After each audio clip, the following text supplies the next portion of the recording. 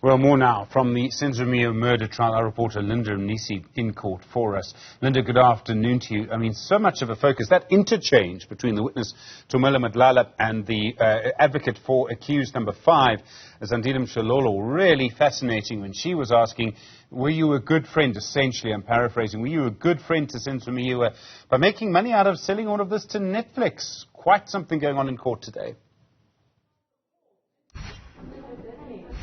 Indeed, Stephen, you'll remember this is a question that's been asked even by the lawyer for accused number 1 to 4, TT Thobane, trying to establish, even before this matter took a break in September, that was the question, among the questions, the last questions that was asked in terms of how much exactly was he paid to participate in that Netflix documentary. And he wouldn't reveal, even with TT Thobane not revealing. But Advocate Mshololo really giving insights in terms of the kind of relationship that Tumelo Madlala not only had with Senzo, but also with Senzo's family. And he describes a relationship where it was fine, but ultimately turned sour.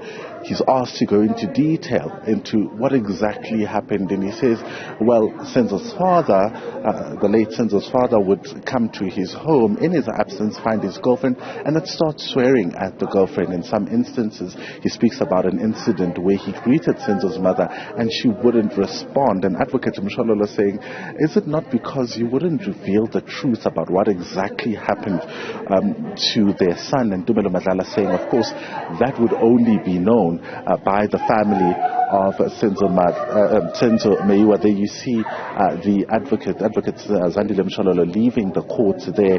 We'll continue with that cross-examination tomorrow of Tumelo Madlala, the state witness. But she went on to talk about when Tumelo Madlala arrived in Johannesburg. You'll remember he said that they went to Kwembu. He described a place called Kwembu, Stephen, a tavern where they went and bought alcohol. So by the time they arrived at the Khumalo home in Vosloorus, they'd already been drinking. And Advocate Mshololo getting to the point of the alleged intruders entering the house and asking the state of sobriety when all of this happened. And he said that although they had been drinking, they were not drunk. But Advocate Mshololo contending that they were not sober either when that alleged intruder entered the house. She also went as far as talking about the impact of, the identification of accused number 2, that when that happened, when he identified the intruder, it's clear that he was not sober. She goes on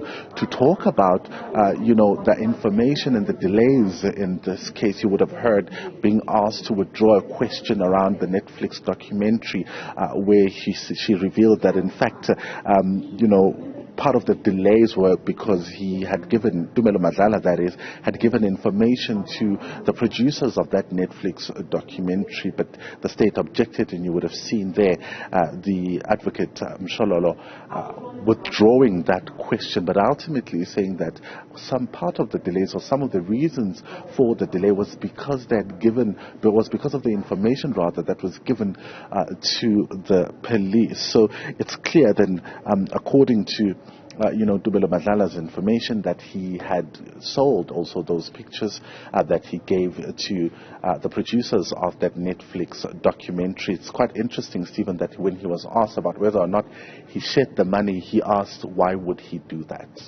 And Linda, I mean, I don't know what this does maybe to the credibility of the witness, but it really takes us to what was going on just before the trial. As Mshololo said, I mean, this case took 8 years to get to trial. Yes, particularly in reference to the identities of the accused persons, Stephen. You'll remember that this matter took about 8 years to finally get to this point where we see, the matter going on trial. And the information, that statement alone gives rise to questions around, the kind of information that was given to the police. Was it the accurate information? Did it give police the right leads in terms of where to look when investigating this matter? And the advocate asking, or rather putting it to him, asking him a question around, the information that he gave and the information that they gave to the police at the time. So he says he wouldn't know that it caused, of course, the delays that we saw happen in this matter. Ultimately, he reveals that in part of the identification and that only identification parade that he attended, at no point did he point out accused number 5. So he was asked, so then you're just as surprised why he's in court. He says, I've never seen him. I don't know why he's here.